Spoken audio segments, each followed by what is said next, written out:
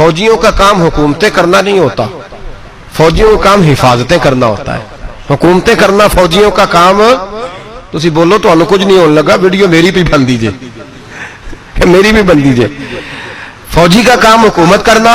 میں ذمہ داری سے بات کر رہا ہوں. آئین پاکستان میں نے منگا کے رکھا ہوا ہے، میرے پاس ہے سارا پڑا ہوا. فوجی کا کام حکومت کرنا ہے ہی نہیں. اس کا کام کیا ہے؟ حفاظت کرنا. جو اس کی ڈیوٹی ہے وہ کرے گا، جو اس کی ڈیوٹی نہیں وہ کرنے کی اسے اجازت. نقصان ہی تب ہوتا ہے جب وہ آدمی آ کے بیٹھ جاتا ہے جسے پتہ ہی نہیں یہ کام کیسے کرنا ہے، جو اس کا شعبہ ہی نہیں، معیار ہی نہیں، تو پھر تباہی ہوتی ہے. الیکشنز میں فوج کی سیاسی مداخلت کے جھوٹے بیانیے کو آگے بڑھایا گیا. ایک دو دن قبل افواج پاکستان کے ایک ترجمان کی پریس کانفرنس جو غالباً 3 گھنٹوں پر محیط تھی اور کچھ پتہ نہیں چلا کہ 3 گھنٹے میں اس نے کہا کیا ہے. اتنی فصاحت و بلاغت کے ساتھ بات کر رہا تھا. وہ بظاہر تو تاثر دے رہا تھا کہ وہ یہ باتیں کسی اور کے خلاف کر رہا ہے، لیکن جو بھی بات کرتا تھا کوشش کرتا تھا کہ وہ میری باتوں کا جواب دے. میں جس جگہ پہ کھڑا ہوں کسی دلیل سے ہوں، میں یوں ہی دست و گریباں نہیں زمانے سے. ہمیں کیا پڑی ہے 10 لاکھ لوگوں کو اس میدان میں لانا، سفر کر کے یہاں آنا، سفر اور موسم کی تکلیف برداشت کرنا. پھر کہتا ہے کہ الیکشن کے حوالے سے فوج کا کوئی رول نہیں. میں بھی آپ کو بتانا چاہتا ہوں کہ آئین میں، قانون میں، رولز میں کوئی رولز نہیں ہے کہ فوج سیاست میں بات کرے. اور میں بھی مانتا ہوں کہ آئین اور قانون کے روح سے تمہارا کوئی رول نہیں، لیکن یہ سارا رولا ہی تیرا ہے، رولا تیرا ہے. کہتا ہے فوج پر تنقید کرنا یہ ملک سے بغاوت ہے، فوج پر تنقید کرنا یہ تو ملک کے خلاف بات کرنی ہے. ہاں میں بھی جانتا ہوں فوج میری ریاست کی محافظ ہے، لیکن جب آپ آئینی آرٹیکل کے مطابق حلف اٹھاتے ہو فوج میں شامل ہونے کے وقت کہ میرا سیاست سے کوئی تعلق نہیں ہوگا، میں سیاست میں کوئی حصہ نہیں لوں گا، پھر جس وقت تم سیاست میں حصہ لیتے ہو تو پھر تم اس وقت پاکستان کے فوجی نہیں رہتے. اس لیے میں تم پر تنقید کرتا ہوں. میں ملک میں کوئی اندھی سیاست نہیں کر رہا. میں ملک کے آرمی چیف کو بھی جانتا ہوں، ISI کے چیف کو بھی جانتا ہوں، میں مقتدرہ کو بھی جانتا ہوں. میں 40 سال سے زیادہ عرصہ پاکستانی سیاست سے وابستہ رہ کر کس چیز سے اب ناواقف ہوں کہ تم مجھے صفائی دو گے کہ میں نے سیاست میں حصہ لینا ہے یا نہیں. میرا دعویٰ آپ کے خلاف یہ ہے کہ تم نے سیاست میں حصہ لیا ہے، اس کے بعد تم پاکستان کے فوجی نہیں رہے کہ میرے اوپر تمہارا احترام لازم ہے. ہاں واپس فوجی بن جاؤ، جہاں سے نکلے وہی کھڑے ہو جاؤ. میں آپ کے شانہ بشانہ کھڑا ہو جاؤں. شاید یا تم نے مجھے نہیں پہچانا یا میں نے تمہیں نہیں پہچانا، لیکن مجھے پوری طرح اطمینان ہے کہ میں نے آپ کو ٹھیک سمجھا، کہ آپ کے بارے میں اپنی رائے دینے میں کوئی کسی قسم کا تردد نہیں ہے. میرے محترم دوستو، پاکستان کے قیام میں تمہارا کوئی رول نہیں. پاکستان کو پاکستان کی ہندوستان کے مسلمانوں نے بنایا، عوام نے بنایا، قربانیاں دی اور ان قربانیوں کے نتیجے میں پاکستان بنا ہے. اور پاکستان کا جھنڈا تم نے نہیں لہرایا، پاکستان کا جھنڈا ہم نے لہرایا.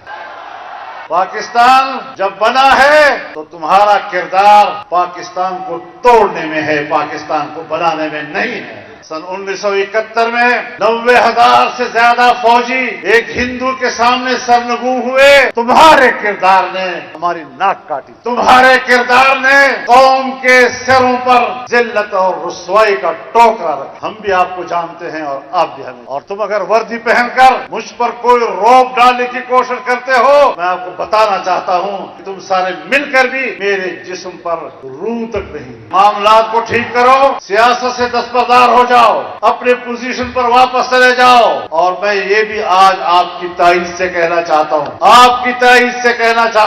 آپ کو قبائلی علاقوں سے نکلنا ہوگا. آپریشنوں کے نام پر ہمیں اپنی خیر خواہیاں مت دکھاؤ. تم نے 2010 سے آپریشن شروع کیے، آج 2024 ہے، 14-15 سال ہو گئے.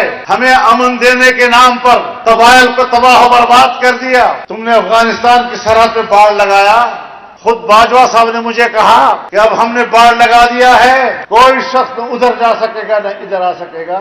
40,000 لوگ ادھر گئے، 20 سال وہاں لڑے اور پھر تمہارے باڑ کو اڑا کے واپس آ گئے۔ آج پھر میری زندگی کیوں خطرے میں ہے؟ اگر آپ میرے واقعی محافظ ہیں تو، اگر آپ میرے محافظ ہیں تو آج پھر کیوں میں اس مشکل سے گزر رہا ہوں؟ آج میرے راستے پھر غیر محفوظ کیوں ہیں؟ آج میرے گلیاں کیوں غیر محفوظ ہیں؟ آج میرے ملک کے شہری کیوں غیر محفوظ ہیں؟ تو اس کا معنی یہ ہے کہ ہم نے آپ کے آپریشن کے حوالے سے جو اس وقت تحفظات دیے تھے وہ ٹھیک تھے، اور آپ نے جو ہمیں امن و امان کا اطمینان دلایا تھا تم اپنے دعووں میں غلط ثابت ہوئے ہو۔ مجھے یاد ہے بعض ان لوگوں کے وہ الفاظ مجھے زبان پر لانے میں شرم آتی ہے، جب انہیں لوگوں نے کہا چھوڑیے مولانا، قبائل بھی کوئی ایسے لوگ ہیں جن سے پوچھنے کی ضرورت ہوتی ہے۔ میں اپنے عوام کے بارے میں تمہاری رائے جانتا ہوں، میں نے کوئی چوری چھپے نہیں یہ ملاقات کی،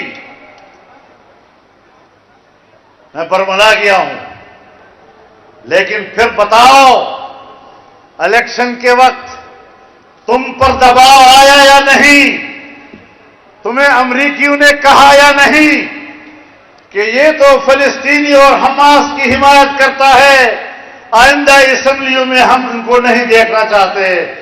اگر تمہارے اندر ایمان ہے تو سچ بولو قوم کے سامنے۔ تم باہر کے دباؤ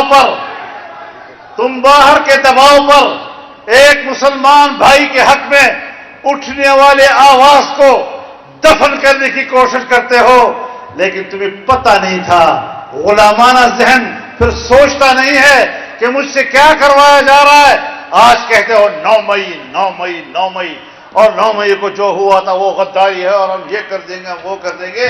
اور خدا کے بندے تمہاری دھاندلی کے نتیجے میں جو مینڈیٹ سامنے آیا، اب 2 راستے ہیں آپ کے لیے، یا کہہ دو کہ ہم نے دھاندلی کی ہے جس طرح کہ ہمارا دعویٰ ہے آپ کے اوپر، کہہ دو کہ ہم نے دھاندلی کی ہے، اور اگر تم نے دھاندلی نہیں کی تو پھر عوام نے آپ کے 9 مئی کے بیانیے کو دفن کر دیا، اسے مسترد کر دیا۔ تو ادھر ادھر کی نہ بات کر، یہ بتا کہ قافلہ کیوں لوٹا؟ مجھے راہ زن سے غرض نہیں، تیری رہبری کا سوال ہے۔ ہم نے اعلان کر دیا کہ اب فیصلے ایوان میں نہیں میدان میں ہوں گے، اور پشاور کا یہ میدان جو کئی کلومیٹر تک آپ نے بھر دیا ہے، اگر وہ یہ سمجھتے ہیں کہ عوام ہوتے کیا ہیں، عوام ہوتے کیا ہیں، تمہیں بھیڑ بکریوں کی طرح سمجھتے ہیں، جیسے چاہے وہ ہمیں ہانکیں، تو یا ابھی تک ملک مرا نہیں ہے، ابھی تک جمعیت علماء زندہ ہے، ابھی تک فضل الرحمان زندہ ہے، وہ نکلے گا اور قوم کو بتائے گا کہ آپ ہی ہیں، آپ زندہ قوم ہیں، آپ مجاہد قوم ہیں، آپ میدان میں ہیں، آپ کی اسمبلی آپ کی نمائندہ نہیں ہے، یہ اسٹیج اور اس اسٹیج پر بیٹھی ہوئی قیادت یہی آپ کی نمائندہ ہے۔ ہم کوئی مفاد لے کر گھروں سے نہیں نکلے کہ آپ ہمیں پیشکشیں کرتے رہیں، اور کوئی اچھی سی پیشکش آئی اور ہم نے قبول کر لی۔ ہم نے پورا مینڈیٹ آپ کو بتا دیا ہے، ہم پبلک کے مینڈیٹ کے ساتھ بات کر رہے ہیں، ہم آئین کی زبان میں بات کر رہے ہیں۔ تم آئین کو قبول کر لو، آئین کے مطابق زندگی گزارو، آئین کے مطابق جنرل رہو، آئین کے مطابق فوجی رہو، میں سب سے زیادہ آپ کا احترام کرنے والا ہوں گا۔ اگر میں فوجی نہیں بن سکتا، اگر میں فوج کی وردی نہیں پہن سکتا، اور میرے لیے جائز نہیں ہے، میرا آئین و قانون مجھے اس کی اجازت نہیں دیتا، آپ کون ہوتے ہیں کہ میرا لباس پہن کر سیاسی میدان میں آ کر سیاسی کردار ادا کرو؟ نعرے تکبیر! اگر حالات آگے بڑھتے ہیں اور معاملہ जेलों तक जाता है तो जाएंगे या नहीं? जाएंगे इंशाल्लाह, जाएंगे। खड़े हो जाओ, तमाम खड़े हो जाओ, हाथों में हाथ दे दे, खड़े हो जाए, कैद के साथ या जेदी का इजहार करें।